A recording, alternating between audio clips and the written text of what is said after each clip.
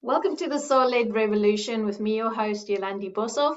And I'm very excited today to introduce Laureen Malley. She is a business mentor and coach for mystics, and she focuses on neurodivergency. So I know Laureen for quite a few years now. We've worked together. She's been my coach as well. She's an inspiration and just someone that I've been following just because of the way that she speaks about stuff. And I wanted to bring her in today to speak a bit about her business, what she does, how she coaches, and we're going to delve a bit deeper into neurodivergency as well. So Laureen, welcome. Tell us a little bit more about yourself. Thank you so much. Yes, Yolandi is amazing. I've always loved working with you so much. So I'm so happy to be here. I've worked with mystics for the past 20 years, and mystics being anyone who wants to use their spiritual gifts. I call myself the Claire Witch because it's fun, Claire development. And throughout those years, it's been diving into shadows, diving into consciousness. And when you start to do this type of work, you start to find more and more of yourself. So in my journey in 2021, as the universe just kept pointing me back to work that I had to do, it led me down a really deep journey that included neurodivergency and situations relating to that, as well as being a PhD student in psychology. So that's a bit about what we're talking about. That's a bit about my experience. I like to coach mystics because they're typically, a lot of times they are neurodivergent, and the way they express their spiritual gifts and the different ways they look at the world comes in through their own mysticism. And so I love when people start to use their spiritual gifts and then they create businesses with them. And that's the medium in which I live. So that's what I love to do. Okay, cool. So I love this. So I'm actually quite interested in this like expression of your gifts and like how that links in. So give me a bit of insight in there, because I'm like, yeah, I want to feel a bit more into like the gifts and the neurodivergency, like where's the overlap there? Let's delve in. So when Yolandi was asking about neurodivergency, she knows me as a coach for mystics. And so when you were asking me about it, the reason that I started considering neurodivergency in my work, not just because of my own diagnoses, but also because it was so prevalent within the mystic world, within the spiritual development world. And I started to ask why. And when you are somebody who is born into a neurotypical world, and neurotypical is just how society expects us to behave and expects us to act based on the majority. And so when you're born into a neurotypical world and you just don't fit that mold, you start to tap into other senses that you have. You start to be more willing to open up your gifts and look outside of what is typical and expected of you, because you're already navigating the world that way. You're already neurotypical. So when you're much more willing to be clairaudient and to know that you might be hearing something, or clairsentient and feeling. Like the feeling ability of someone who's neurodivergent is typically way different because we're experiencing the world in a way that we're not supposed to. So based on societal standards. So I think what the actual connection is personal permission, because you start to be, okay, well, I'm not experiencing my 5 3D senses the same as everyone else is, because I either have, sensitivities with autism, or I have different expectations with ADHD, but I am willing to look at what makes me feel better. Also, people who are neurodivergent, they typically feel more at home when we're using their Claire gifts naturally. And I'll bring up Claire gifts a lot, and I'm talking about clairvoyant, clairsentient, claircognizant, and clairaudience, just to give everyone a baseline. There are other secondary clairs, as we know, but we're so much more willing to use these Claire gifts because they're comforting to us, because they're not as harsh as using our 3D gifts. And so naturally, a lot of mystics with neurodivergencies are the ones that are active within their spirit opening journey, because it's something that they're comfortable with just naturally before they might even know what a Claire is. Yeah. And I think that's quite interesting for me, because it's almost like you're already doing it. You don't even know that you're doing it. Yeah, exactly. Yeah. Okay. So beautiful. So in your journey, what changed when you were diagnosed? Like, how did your world shift? Like, what changed for you in terms of your own journey? The biggest thing that shifted for me, and it happened back in June, is I started to recognize my own ADHD tendencies. And I recognized a lot of my struggles in my business were related to having ADHD. And this was just like picking up on different, social media things talking about ADHD. I had gotten a psychology master's years ago, like 10 years ago. I'd never even considered me being part of that world personally. And so I had considered getting my PhD. So it's like a decade later, I don't even know how to do school anymore.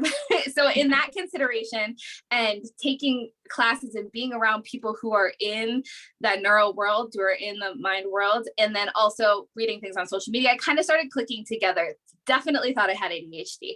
When I realized that I had ADHD, I started looking at the places that I was masking, that I was truly thinking this was part of my personality, but covering up who I really was in order to self-soothe or to fit in. And I think a lot of times people think of masking as like they're faking it, but a lot of times you don't even realize that you're masking. When I started to purposefully not mask in my life with an intention, the way people treated me changed. For the better or worse, depending on the people. The way I showed up in the world changed. I stopped pushing myself so hard. And I realized that I was living in a state of burnout, that I was living in a state of survival mode. And I didn't even see it within myself until I stopped. I continued to intentionally not mask. And I started learning things about myself that I wouldn't have even seen in shadow work because I didn't even recognize that they weren't who I was. So the number one most pivotal transition from just being willfully ignorant of who I truly am to taking the journey of getting diagnosed was intentionally not masking. Wow. That was the biggest. Yeah. Sure. And I just, I'm like, when you just sit to something and you go, like something hits you in the chest, I'm just like, what the fuck? And I mean, that is so, because I've known you such a long time. You were the person who taught me about shadow work and stuff. Mm-hmm. And like being able to take that mask off yourself and like just like how it shifted your perspective when you had that little piece of information. I mean, that's freaking mind blowing. And I think one of the things that I've been seeing a lot with people is like how they tend to push themselves or trying to do things like, the neuro other side of the spectrum is doing things where like go do this is what, and then you sit with all those feelings of like feeling inferior and so on. And I want to delve a bit into that because that freaks me out, and it plays so much into that fucking patriarchal structures that we just like force onto ourselves. So talk to me a little bit about that as well, because you were sort of alluding to that. So there are a lot of things that you just mentioned. So partially because of the patriarchy, white supremacy, all of the systems, if we're going to talk about, I know you're not in the US, but that's very prevalent in the US, and I'm sure you experience it as well. They take just our natural human ability way too far, right? In order to be worthy of existing, we have to produce something at a certain level, and we're always meant to be producing. So this is, first of all, it's insane. Nobody should have that expectation. But when you're neurotypical, when you can fit yourself into the box of societal standards, some things are way easier for you. Working a 9 to 5, doing something consistently every day, not having the same sensitivities, being able to test in a certain way, being able to produce work in a certain way is way easier for a neurotypical person and doesn't lead to the same type of burnout. And so when you're held to the standards of society, even though those standards are already too harsh, on top of it, you're neurotypical, you're not even are you unable to experience life the same way typical people are, or even produce the same way, you're not even feeling the same way. Like the sensations are so much different. The way you see things, your perspective, your sensitivities, they're all so different. So when you're also somebody who is neurodiverse, you don't fit in any of the societal structures. So then you start masking, you start pretending, and you can convince yourself that you're neurotypical in some degrees. And when that happens, it's like, I know a lot of people who started taking medication for their ADHD. I'm unmedicated personally, but people who, and I have no thoughts on medication or not medicated. And being in the psychology world, there is a gamut of options, and there's no right or wrong answer for anybody. But I know a lot of people who started taking medication for ADHD, and they're like, whoa, this is how neurotypical people think. Like, I can get so much done in a day. Like, I can start a project and stop it, and I'm not overthinking, and I can, I'm not as sensitive. Like, with neurodiverse people, we have things like object impermanence, like we lose things like crazy. We have rejection sensitivity. So if one person would have their feelings hurt, we are literally like crying in our bed for the same reason. So it's like there's so many different issues that neurodivergent people like just mask over and pretend that they're not dealing with, that lead to this type of burnout. And that type of burnout can lead to feeling lazy, stupid, unmotivated. And that's the wording that a lot of neurodiverse people use for themselves, because they set themselves up to the neurotypical standard. Yeah. Oh man. And it's so important. It feels like it's like there's this tipping point now where we can actually all start like just putting a big light onto this whole subject and just start talking about it and just having a bit of empathy, because I see myself as neurotypical. Like, I'm one of those people. I'm like boom, boom, boom, boom, boom, and I'm fine, and I can just. But then when I speak to people and I'm like, oh my God, there's so much pain in people because they're going, I feel so like I'm not fitting in. I can't do this. I can't do it like you do it. And then you find the coaches out there who are pressing all of this like onto everyone and going, this is how you're supposed to do it. And that just like my brain just wants to explode. So I'm so grateful for people like you stepping up into the world and going, guess what? There's a safe space for you to come, with how you're feeling, and let me guide you in a way that is appropriate and that works for you and like encompasses all of your feelings. So I just want to say thank you, because fuck. You're so sweet. You're so sweet. Well, also, like you said about coaching, not even are they like, this is how it should be. So many coaches sell the idea, I did this way, so you can do it too. And it's so harmful. Like, it's so harmful. We could just I just need a bazooka some days to just go and blow up certain places, because I'm like, dudes, you cannot do this. So for anyone listening who's got this feeling inside, like, oh, maybe I'm not diagnosed, but there's something inside of me saying, this resonates, what Laureen's talking about, how she's feeling, like what advice have you got for people? Like, where do they start? What do they do? Honestly, I would start with something like looking up the symptoms, or even an online test that you can take at a reputable place. There's so many different ones that are created through university to see if you have ADHD, autism, bipolar tendencies. And just knowing the signs and the symptoms of those tendencies and neurodivergencies can give you an idea. Pick up a book about ADHD, start educating yourself if you can relate to it, because so many people just ignore their symptoms and just ignore their experiences because they ignore their experiences and symptoms because they aren't currently right now going through the whole process of being diagnosed, or they don't have a therapist, or their therapist didn't suggest it.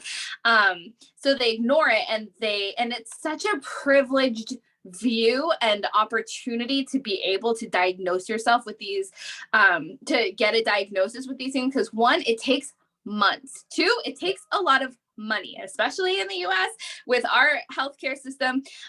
It takes a therapist or a psychologist that is willing and thinks you need it based on their own opinions to do it. So there's so many obstacles to actually becoming diagnosed, which is harmful in itself.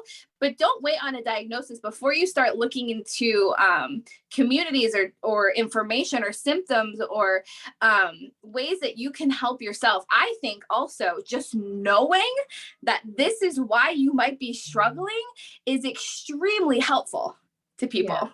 Yeah, exactly.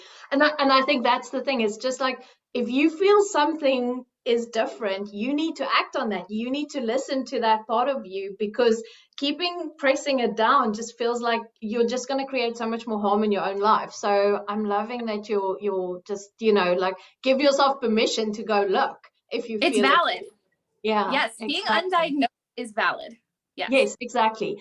And I think it's like, like, I always feel like we need to feel safe wherever we are, wherever we start from. And if that is going to make you feel safe when you can go and look, that's a good place to go. Like, go and feel safe in your body so that you can return to who you really are, because that's kind of the premise that's going to lead you deeper into reconnecting with yourself and taking those masks off. So, Exactly. man, that is so amazing. Yeah. Sure. I'm just like absolutely loving this. So tell me a little bit more, like, in terms of like your experience, now that you've done this and you've started taking the masks off and you're delving deeper, how are things changing for you? What does life feel like now versus like 2-3 years ago? Well, so I definitely don't want to lie. It is. So when I started taking masks off and people started having a reaction to it, because, like, I'll take, for example, I've been talking a lot about relationships last year, and some neurotypical people have a specific requirement in their life for relationships. How quickly somebody messages you back, having a conversation, how much people want to come see you, how much they tell you, right? We have expectations. When I always thought I was kind of a crappy friend. I'm not a big sharer. Like, I am so willing to hold space for somebody and everything that they need to share. But for me, it's, no matter how much I love you, it's completely irrelevant. I'm just not one that processes with people, right? So we would have one-way relationships. I've had that a lot with neurotypical friends, not even realizing, like, what's wrong with me? I don't not trust this person, right? Also, I'll leave people on read. Like, I read their message.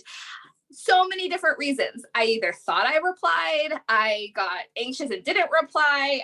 A lot of times I replied to people in my head, right? Or I just, like, I'm thinking so deeply about my response. They're just little things that neurotypical people don't typically do that can make people feel unloved, or just, I was constantly breaking a type of boundary someone had with communication. I can ghost someone for a month and come back and pick up the conversation, and I have no feelings about that. That's like totally normal in my mind. But with other people, that's not normal behavior. And so, also, object permanence also exists in people, which is such a crappy thing to say. But if you're not consistently in my daily life, like, I still love you and care about you, but it's in a weird pocket in my brain. Like, I can't even explain it. And so I started looking at, wow, I'm not a super crappy friend. I just have different expectations of a relationship. Also realized about my business, like, I'm not lazy by any means. The way I operate is just not the same pace the way other people operate. Also, I don't have the same type of goals people have. I'm not like, I want to make $1 billion and I want to change the world. Like, I just want to have like a small operation in which I can come to people and have an easy business. And so it was a huge perspective shift, in that I kept blaming myself for ways that I didn't fit into the mold, and it's totally okay if in a neurotypical relationship, you need somebody to reply and not leave you unread, or you need somebody to not ghost you for a month. So you either have these conversations, or you just kind of have to, like, separate, and that's okay too. And knowing that that was okay. The way I communicated with my husband about specific, even when I got autism diagnosis, for me, it's a very sensations. Like I had to describe how certain physical sensations made me feel, and realizing that there were times that I thought, what is wrong with me? I don't hate when my husband hugs me, but at other times it's just like, sometimes I am overwhelmed physically, and that's a very autistic trait, and I can't be touched at all. It's little things like that that I started realizing, oh, I'm not just like a bad partner, and this is all me. I had great people in my life. No one has ever been like, you're a crappy friend or you're a bad partner. So that was hard too, because I had to come to my own realizations about how I was treating myself in different relationships. So once I started seeing these things and putting two and two together and realizing that I wasn't just not matching up, I have different needs than other people, and I operate differently. It was such honestly, Lindy, everything changed. Like it just piece by piece, more and more things. And I just and you know me, I've done so much shadow work, but these shadows were like, okay, you have to have a completely different perspective on your needs as a person in order to actually work through these shadows. So yeah. And that for me, that like a completely different perspective on your needs, right? That is like key. It's just like we need to allow ourselves to actually go there. Like, what is your needs, right? It's just like, and I think it's also important, like that we, like as a neurotypical person, like I can come to you and go, okay, dude, so like tell me about you. Let me understand what you're feeling so that I don't have expectations on you. So if I don't hear from you for a week, it's fine. Like you're there, it's fine, it's just like, so I think it's also to educate like myself in that regard so that I can have these friendships as well. So I think it's really important for all of us, like if we all understand each other, there's never going to be shit, right? It's just like relationships are going to be great. Yeah. And if you're a person that has boundaries, like in order for me to be a close friend to you, I need you to give as much of yourself to me as I'm giving to you, or I need someone that I can talk to every day. If you as a neurotypical have those boundaries, it is absolutely okay to be like, this friendship is kind of like hurtful to me, even though I might be able to work through it. It's not something that is within my boundaries. We just have to go our separate ways. I think that's okay too. And there is a huge debate on whether neurotypical people should either just change themselves and their boundaries in order to allow neurodivergent people in, or if it's okay to just step away. And some people are like, well, that's discrimination against neurodiverse people. And I think in relationships, it's also beautiful to walk away with love and respect. Like, I don't think we have to force ourselves to be friends with people who can't operate within something that makes us comfortable. So as a neurotypical person, communication is so important, and you can love someone and be like, it hurts me when I can't talk to somebody that I'm close to, like, every few days. And so to come together to decide, can we meet each other's boundaries? If not, we can give ourselves space with so much love and respect. And I think that that's okay too. Yeah. Because neurotypical people's boundaries are important too. Everyone's feelings are valid. Yes, exactly. And so as a coach, right? So I mean, you focus on mystics and all of this. So as a coach, I mean, if people come to work with you, like, what do you do differently to other coaches? So, like, I would go to a coach for this or for that. Like, why would people come to you to coach? Like, what do you help them with? I help them create their business around their own abilities. Like, we break everything down to make it sustainable, to fit within their own limits and confines, and not push themselves with the whole, like, how to force yourself to do this. Like, especially neurodiverse people, they need as little resistance and as possible in order to have tasks happen. So we break down even tasks and what they actually enjoy in their business, and we prevent burnout through their own natural wave and how they move in the world. And as someone who is neurodivergent, understanding the needs of my clients on that level is so important, because like you had brought on before, like, some coaches are like, this is how you do it. You do it strong and tough. And like, some people, neurotypical people, work really well with being pushed. Neurodivergent people do not work well being pushed. And so in order for my clients to not fall back in society because they can't keep up, quote unquote, with neurotypical people, we create their business based on what they want to do, what they are capable of, what is sustainable for them, how they operate, and also constant understanding and knowledge that what you're going through is totally okay, because so many people are shamed out of their neurodiversity. And also to help my clients unmask a bit in a way that feels right and feels good to them, and holding that support so that they can do it, because a lot of things actually do change. And so I think when your coach, especially for our mystics, because man, us mystics, we're just so empathetic and so sensitive and so creative, that when we're just floating out there in the world without someone understanding our neurodiversity, if we are neurodiverse, because there are amazing neurotypical mystics too, but if we're neurodiverse and we're out there, that raw, creative, emotional person, without that grounded support, the world's not going to see our magic, because we're going to be overstimulated, we're going to be burnt out, and we're not going to be showing up the same way that neurotypical people are.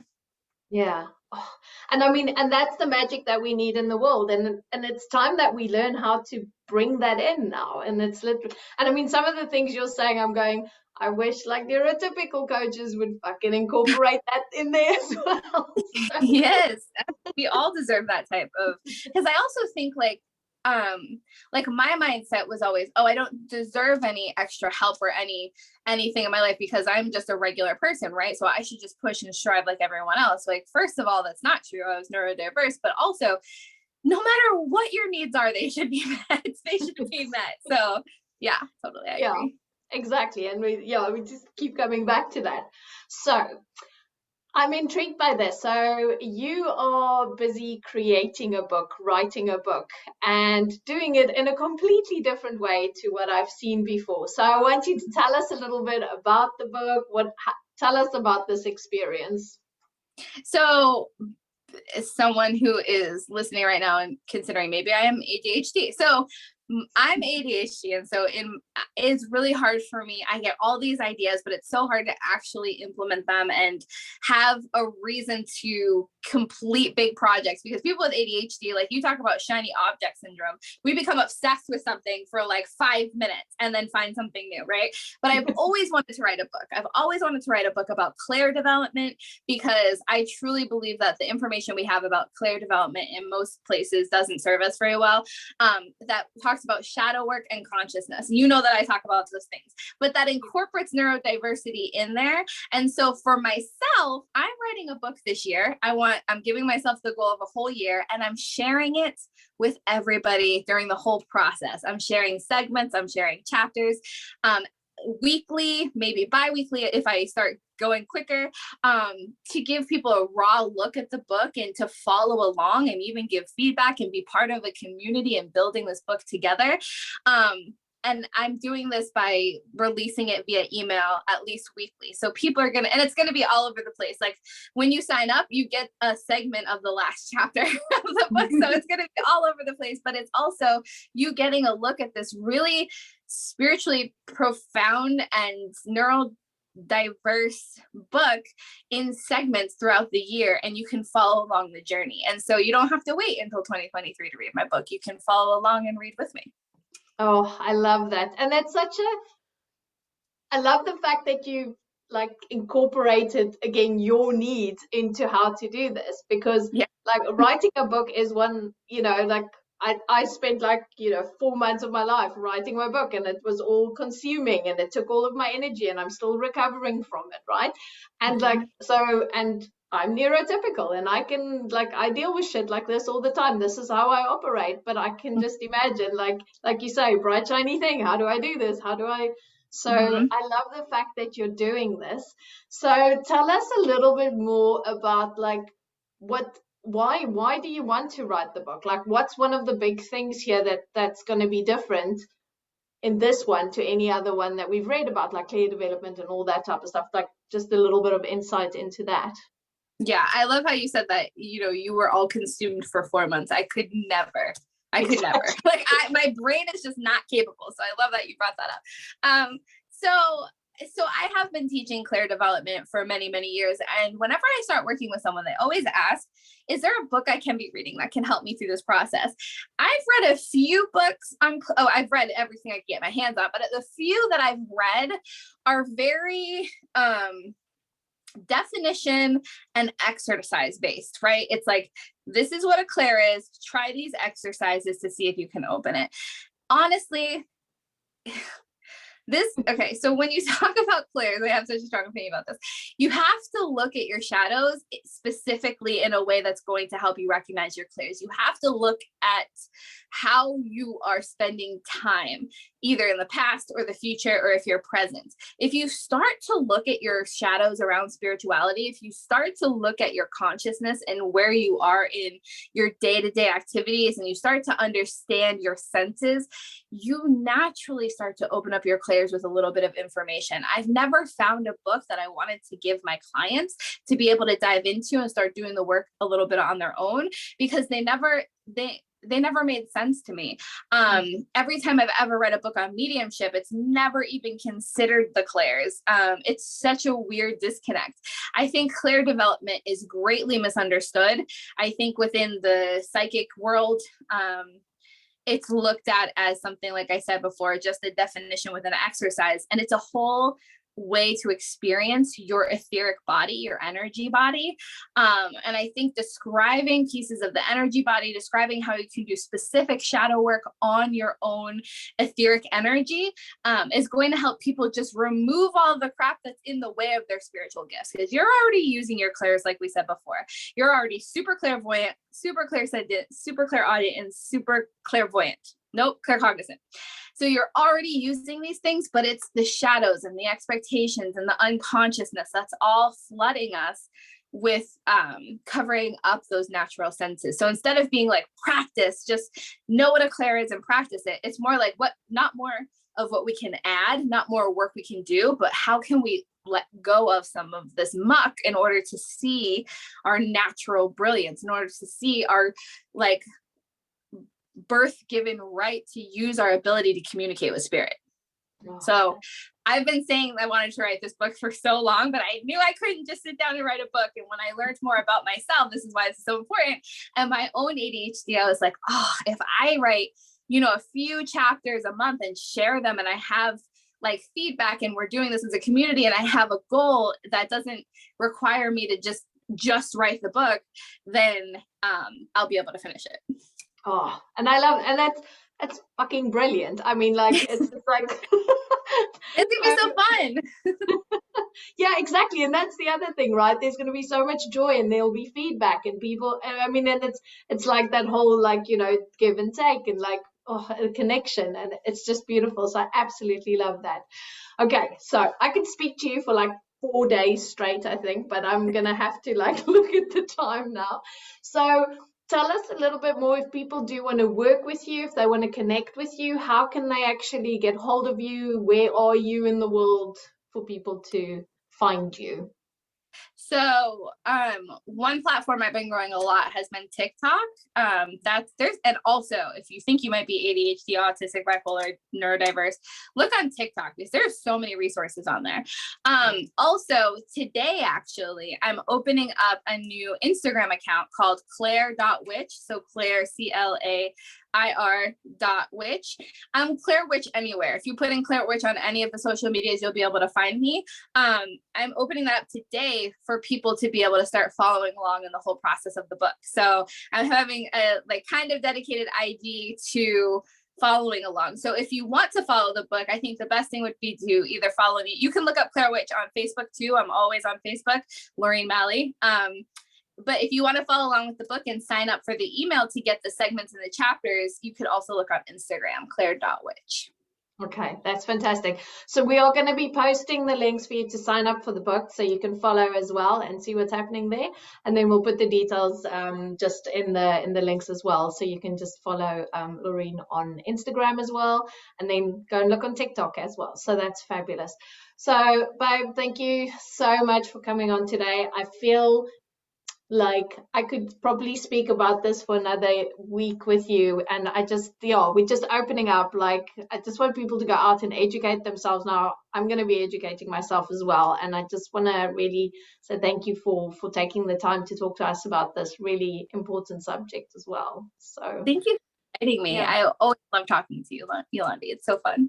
Oh, cool. And any last words that you just want to share with the people listening, just from your side? You know, we're all going through a lot right now. So if you're having a hard time, if you're struggling, if you're just not feeling yourself, know that it's completely normal. And also allow yourself to start expressing in a way that helps you move through these hard times, because the words that come through, whether they're spiritual or cognitive, are going to be really important for us to hear. So know that even if you're feeling off, that is completely normal, and we need to hear your voice. Oh, I love that. Thank you so much. It's been freaking amazing speaking to you. So thank you for joining us today, guys. And yeah, we'll be back in a couple of weeks' time again. So have a beautiful day.